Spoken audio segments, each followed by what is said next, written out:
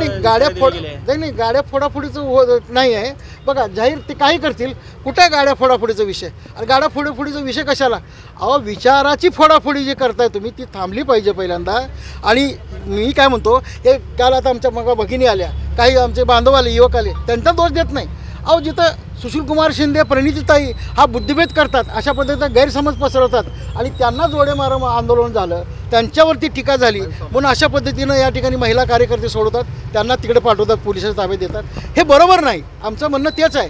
आणि तुम्ही जे मूळ काय आहे की साहेब इकडं ऐका, महत्त्वाचं सांगतो मी, अगदी लॉजिकल आणि प्रॅक्टिकल, की दक्षिणवर त्या काँग्रेसचा दावा हा फोल आहे.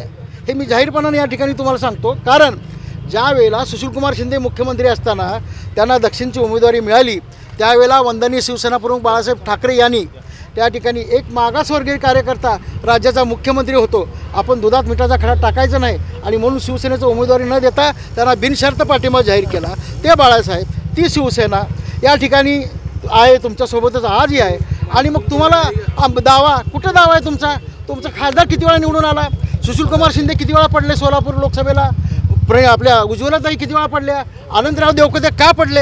आनंदराव देवकतेंनी त्यांच्यासाठी राजीनामा दिला, परंतु ते का पडले मग त्यांच्यानंतर? हे तर मुख्यमंत्री झाले राज्याचे. तुम्ही तुमची माणसं निवडून आणू शकत नाही, तुम्ही निवडून येऊ शकत नाही आणि या ठिकाणी तुम्ही वर्चस्व ठेवू शकत नाही. 10 वर्ष झाली तिथं भाजपचा आमदार आहे, परंतु ते राहिलं बाजूला. आणि काँग्रेसचा दावा कसला दावा आहे? मध्य साधायचा त्यांनी खऱ्या अर्थाने महाविकास आघाडीचा गुन्हा केला आहे, माझं स्पष्टपणानं मत आहे. आता महाविकास आघाडीच्या माध्यमातून उद्धव साहेबांकडे काय जे त्यांचं काय माफीपत्र स्पष्टीकरण आहे ते देऊन त्यांनी तो विषय संपवावा.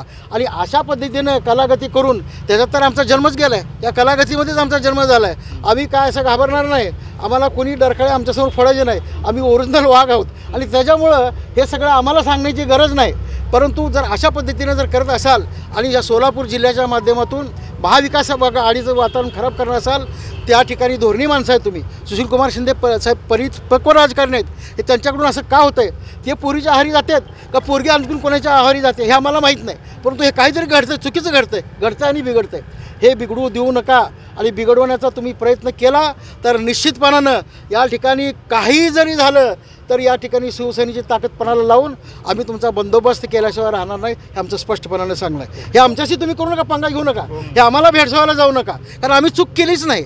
आम्ही आमचं म्हणणं म्हणलं आहे. महाविकास आघाडीने उमेदवारी दिली, शिवसेनेनं उमेदवारी दिली, AB फॉर्म दिला आहे, फॉर्म भरला, अहो तो काढा दिला घेऊन फिरता, मग एवढा होता तुम्हाला.